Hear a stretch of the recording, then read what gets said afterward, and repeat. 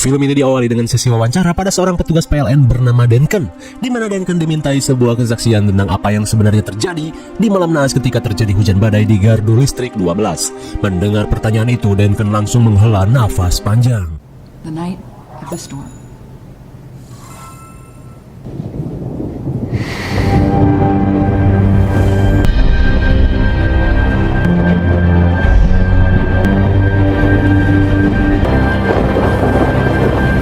Pada tanggal 28 Mei 1999, seorang bocil bernama Belly terlihat ketakutan saat badai geledek terjadi di wilayahnya.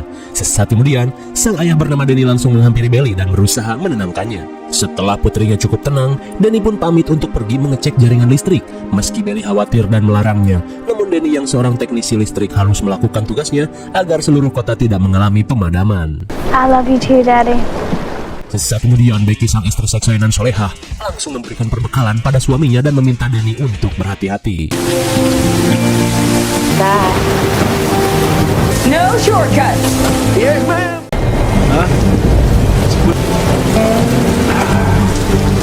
Got the ground up. Setibanya di TKP, Denny dan rekannya terlihat kesulitan untuk menyingkirkan pohon yang menimpa tiang listrik.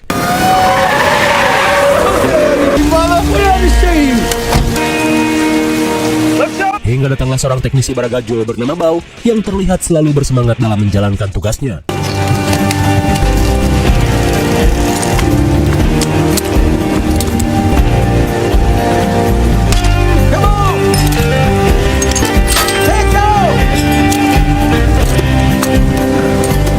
Setelah Bao turun dari tiang, Denny yang seorang pengawas merasa jika perbaikan yang Bao lakukan asal-asalan. Dan saat Bao akan kembali naik, Denny pun memilih untuk memperbaikinya sendiri.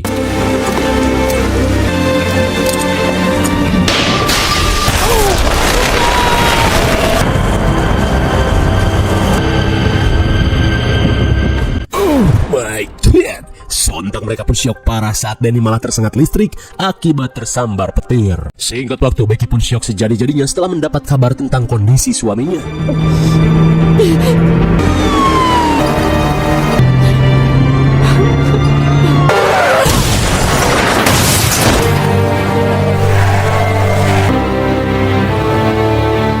Astagfirullah, naas sekali istri Denny pun harus mengalami kecelakaan.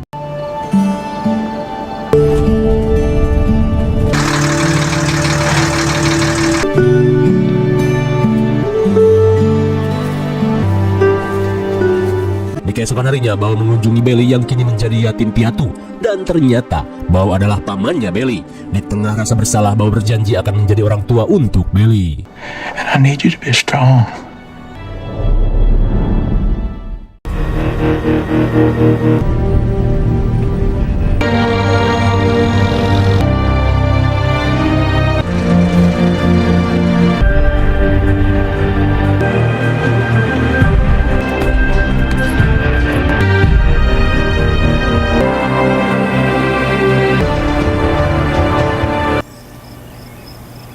Singkat cerita, beberapa tahun kemudian, Bao yang tidur dibangunkan Belly yang kini sudah beranjak dewasa. Begitu pula dengan Bao yang kini sudah terlihat tua. Beberapa saat kemudian, mereka yang akan pergi terlihat senang saat melihat tetangga yang baru pindahan ke komplek mereka. Lantas, Belly mengajak Bao untuk menyapa mereka. Saat Belly menyapa si emak glowing bernama Carlin, Bao langsung terkesima dengan paras glowing emak-emak dengan dua anak ini. Namun sayangnya, Carlin sudah mempunyai suami bernama Eugene. Sudahlah, Bao langsung menyapa Eugene yang terlihat mengenakan seragam dinas PLN elit. Dan rupanya, Eugene adalah anggota baru yang bekerja di bagian transmisi. Setelah sedikit basa-basi, Bao langsung mengajak Belly untuk segera mengantarnya ke kantor. Well, Power company. Rupanya hari ini adalah hari ulang tahun Bao, dan pesta yang mereka lakukan sudah direncanakan oleh Belly. Di tengah suasana bahagia, Bao menyuruh rekan-rekannya untuk lebih fokus pada tanggung jawab mengurus jalur terpanjang beresiko tinggi daripada merayakan ulang tahun seorang tua bangka. Namun Belly meminta pamannya ini untuk tenang dan membuka hadiah pemberiannya terlebih dahulu. happy birthday. Thanks.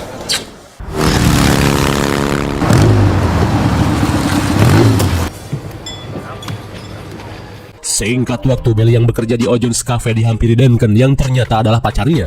Saat Belly manyun karena seminggu gak dikabarin, Duncan berkata jika saat ini ia sudah diterima kerja di salah satu kru perbaikan listrik. Sontak manyun berubah menjadi senyum. Belly pun senang karena kini ayangnya sudah bukan lagi seorang pengangguran mokondo.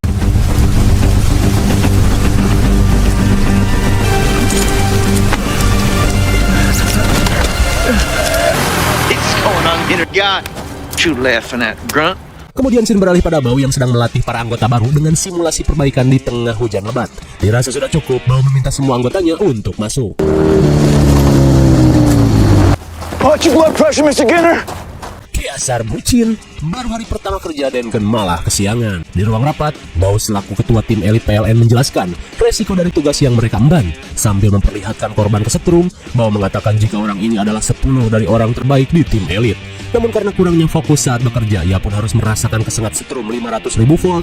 Bao pun menjelaskan, kurangnya fokus meski hanya sepersekian detik, mungkin momen itu akan membuat kalian berpindah alam. Dan kini, mereka harus bertugas untuk mengurus jalur terpanjang yang usianya lebih dari 30 tahun. Dan mereka harus bersiap karena sebentar lagi badai tahunan akan menerjang.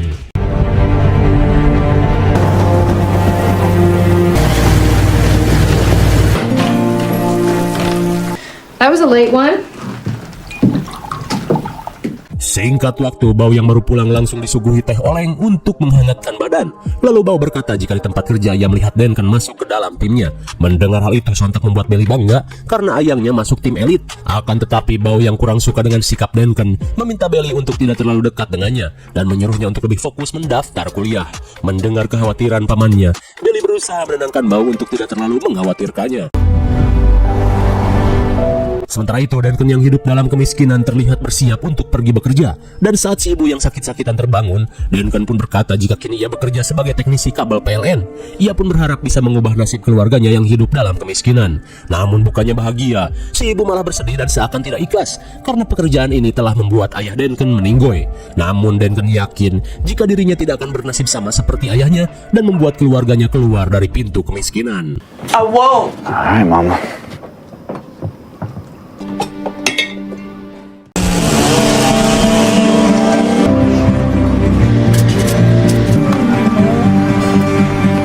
Singkat waktu, Bao terlihat memantau pekerjaan timnya yang sedang memperbaharui jalur listrik. Dan sontak Bao pun kesal saat Duncan malah sibuk SMS-an. Meski Duncan berkata jika pemasangan tiang sudah sempurna, Bao memintanya untuk mengecek kembali pekerjaannya. Sontak Bao pun murka saat hampir tergeprek tiang listrik. Dirasa kinerja Duncan asal-asalan, Bao yang kesal meminta Duncan untuk keluar dari timnya setelah musim ini berakhir. Dan saat Bao pergi, Duncan pun diingatkan Chopper untuk lebih fokus dalam bekerja. That's fine. Just finish it.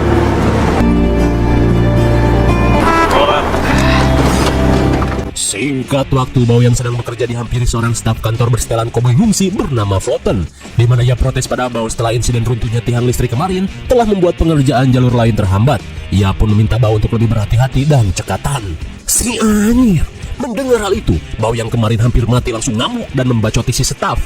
Kalau lo bisa, lakuin sendiri, jangan ngebacot doang di belakang meja. Karena kebetulan Bao sudah capek dan pengen pensiun. Setelah diamuk, Floten yang kikuk memutuskan untuk balik ke kantor. Terlihat semua anggota Bao menertawakan kejadian itu. Di malam harinya, Bao dan Chopper terlihat sedang nongkrong di Ojon's Bar. Hingga di tengah perbincangan, tiba-tiba saja Bao menangis karena kembali teringat dengan almarhum adiknya. Lalu ia pun kembali menyalahkan dirinya sendiri atas kejadian itu. Namun Chopper berkata jika semua itu sudah suratan takdir yang tak bisa dirubah lagi.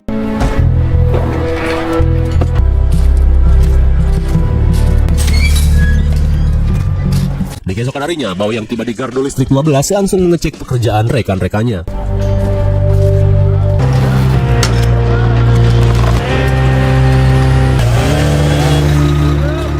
Kemudian scene beralih pada Russell yang dipanggil atasannya bernama Travis, di mana Travis meminta tim Russell untuk bergerak cepat karena dalam beberapa hari ke depan transmisi listrik harus segera tersambung dengan gardu listrik 12. Lantas Russell yang sudah bekerja dengan Bao selama 22 tahun meminta Travis untuk tenang dan mempercayakan semua ini padanya.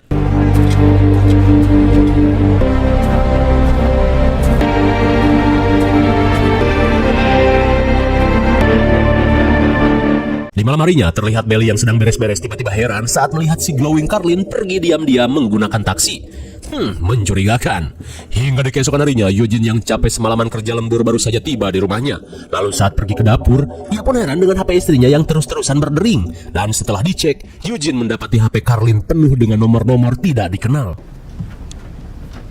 Dylan, won't have you snooping on me. Bisa kita lihat Carlin langsung panik, seolah ada sesuatu yang disembunyikan. Ia pun beralasan semua chat itu berasal dari ibu-ibu arisan. Dirasa istrinya pandai ngewaduk, Eugene yang bete memutuskan untuk pergi beristirahat di kantor.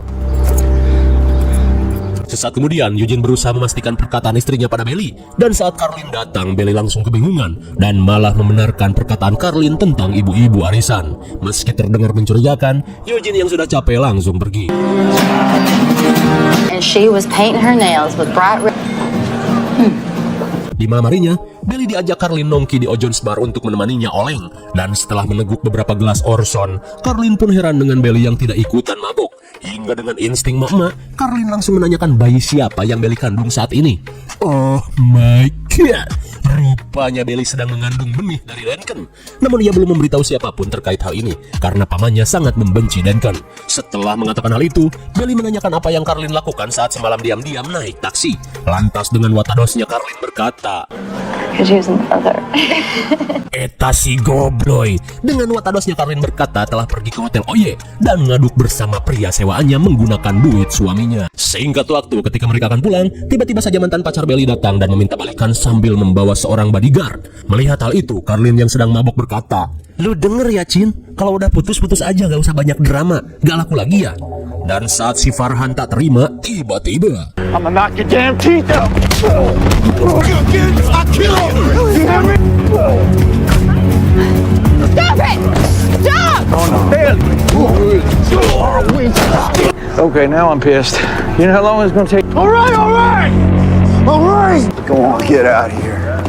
dengan sima om-om, akhirnya si Farhan kena mental memilih untuk mundur. Di keesokan harinya, Duncan yang sedang bekerja tiba-tiba mendapat telepon dan membuat peralatannya terjatuh. Untung saja nggak kena orang lain. Rupanya Belly mengajak Duncan ketemuan untuk membicarakan sesuatu yang penting.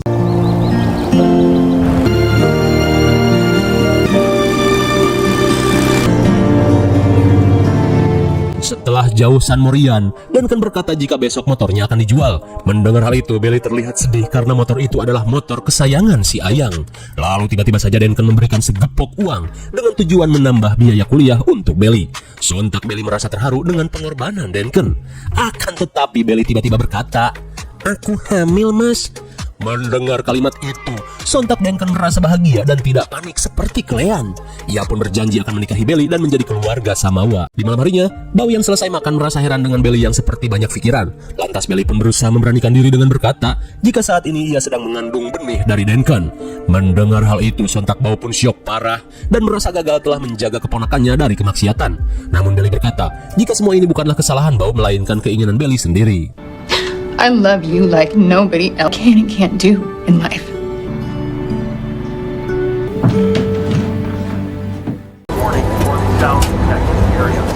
Singkat waktu, Duncan yang akan bekerja berniat mengatakan sesuatu pada ibunya. Jika sebentar lagi Duncan akan menjadi seorang ayah setelah ngaduk bersama Belly. Mendengar hal itu, sontak si ibu marah karena Duncan malah akan membuat penderitaan semakin besar. Di samping pamannya tidak merestui, pekerjaan menjadi tukang listrik sangat dekat dengan kematian dan akan membuat Belly menjadi janda. Akan tetapi Duncan berkata untuk tidak terlalu khawatir karena sebentar lagi ia akan membawa si ibu pindah rumah dan si ibu akan menjadi seorang nenek. Elah, daripada durhaka, Duncan pun memutuskan untuk segera pergi. Wind speed is 60 mile an hour out of the south. Emergency standby. Kemudian scene beralih pada Travis. Melihat badai besar yang akan terjadi, ia memerintahkan anggotanya untuk segera bersiap menanggulangi segala bencana yang akan terjadi.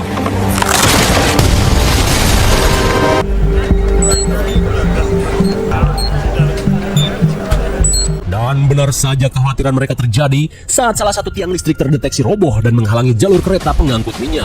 Sesaat kemudian, Bao yang menerima perintah langsung memberi arahan pada anggotanya untuk segera bertugas meski harus berada di tengah badai. Let's get ready to party. Let's go.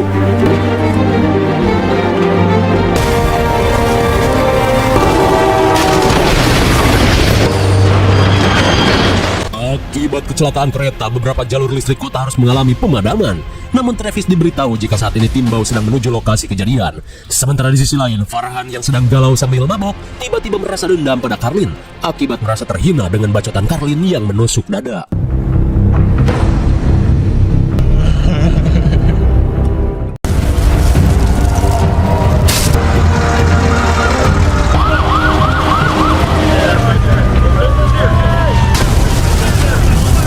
Sementara itu, BAU yang tiba di TKP diberitahu jika saat ini tim damkar kesulitan memadamkan api karena kereta masih dialiri listrik bertegangan tinggi. Tak cuma itu, Travis pun menelpon jika saat ini mereka mempunyai masalah di mana seluruh kota mengalami pemadaman listrik.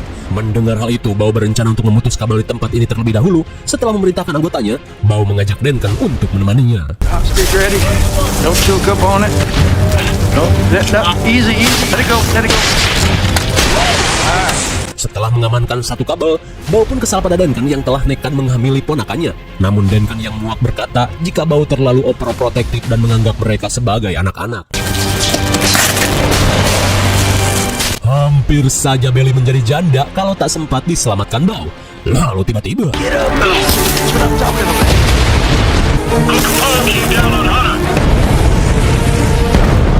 saat kondisi semakin memburuk, BAU memerintahkan Duncan untuk mematikan jalur dengan mengikuti jalur kabel. Sementara di rumah, di tengah pemadaman listrik, tiba-tiba Belly kaget saat melihat Farhan menghampiri rumah Carlin.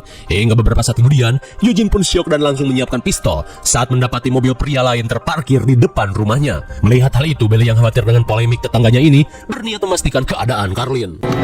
Get off me, please. You get the hell off my wife, you son of a bitch! Shit! Entah dipaksa atau sama-sama suka, saat Eugene datang, Carlin langsung menyuruhnya untuk menembak Farhan. Namun di saat itu pula, Belly datang mencegah. Sontak Eugene pun syok parah saat menyadari dirinya telah menembak Farhan sampai mokad. Di tengah rasa syok yang mendalam dengan watadosnya, Carlin memeluk Eugene. Lalu tiba-tiba, oh my god! Sontak Carlin pun syok parah saat melihat Belly yang sedang hamil malah terkena mules ekstrim dari tembakan nyasar. Apakah Belly akan baik-baik saja? Kembali pada BAU yang terlihat syok saat mendengar kabar rekannya yang terluka akibat ledakan.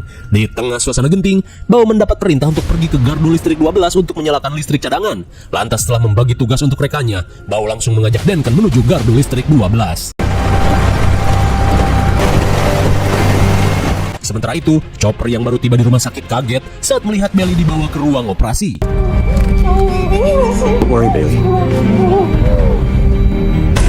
The hell just happened? That ain't good.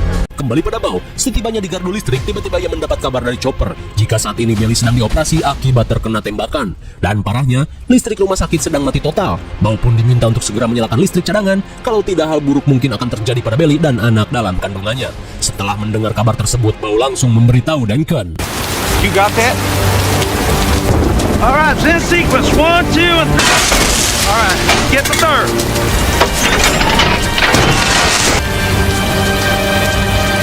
Setelah menyambungkan semua panel, BAU pun heran karena listrik masih belum menyala. Sementara itu, para dokter sedang berjuang dengan keterbatasan peralatan untuk menyelamatkan Belly. Hingga setelah dicek, rupanya ada salah satu panel yang macet. Meskipun beresiko, BAU berniat menghubungkannya secara manual. Hey! Whoa! Hey! Now disable them relays!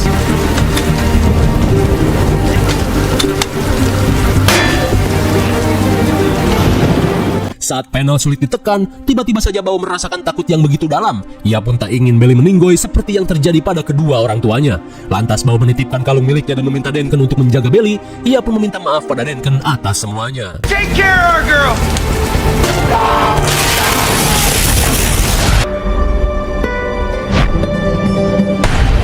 Drink this water. I'm gonna whisper.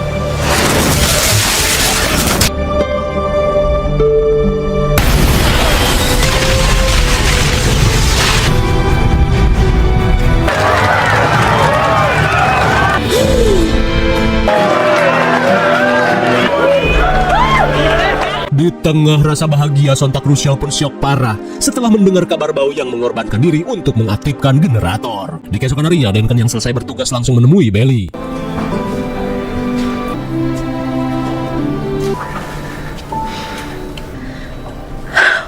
I'm so sorry. It's gonna be okay.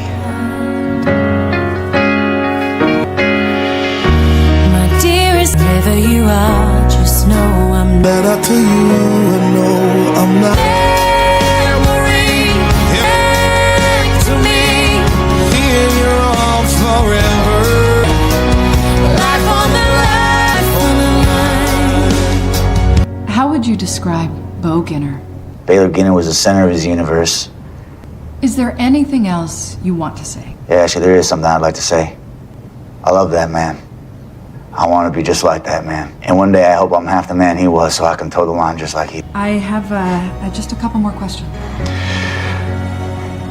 Dan kini, Duncan yang diwawancara berkata jika Bao merupakan sosok yang hebat, meski pernah melakukan kesalahan, namun dari sana ia selalu berbuat yang terbaik dan tidak ingin terjadi kesalahan lagi. Duncan pun berkata jika ia ingin menjadi seperti dirinya di masa depan. Lalu, film pun sudah berakhir.